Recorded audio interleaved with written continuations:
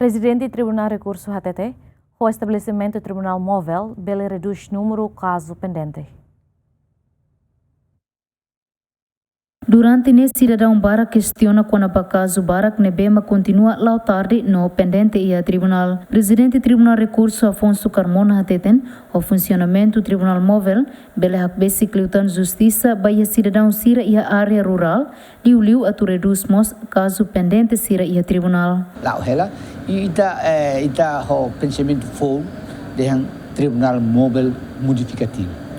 Tribunal móvel modificativo ne ita lá os bas julgamento ita mos ihna ba ita halos sosialisação ka divulgação lei ba dan ne program tua ne be ihnya linguagem modificativo mas be se aplica em 2026 agora ida be tribunal móvel vai lá ela agora juiz ia for ela ka encara hatene dados imbele acompanha tribunal móvel é problema também tarde tinha atu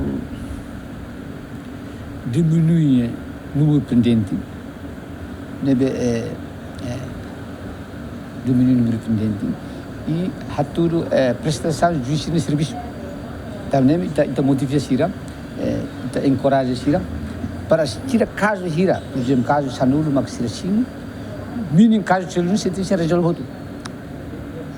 Se la bele, hoje sanulo nem 8 walu hitu dan sampai ita se nya sim sanulo magnya foi resolve fulan tomang ni resolve ida então nya prestação de serviço lá ia.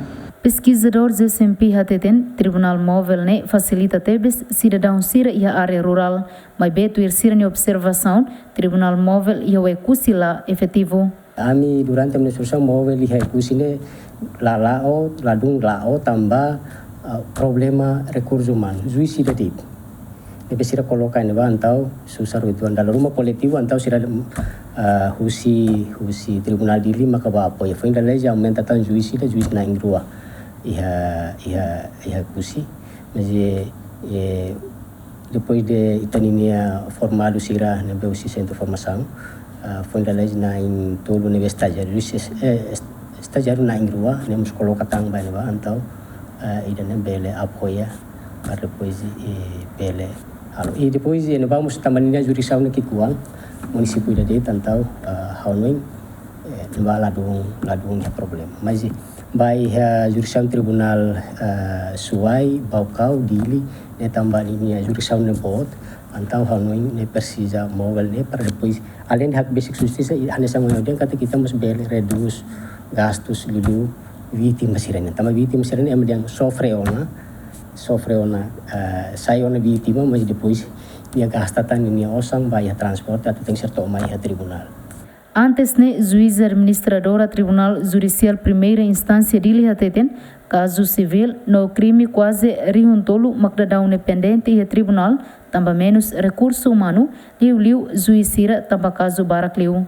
Santina de Jesus, Jacinto Fuca, Gemen.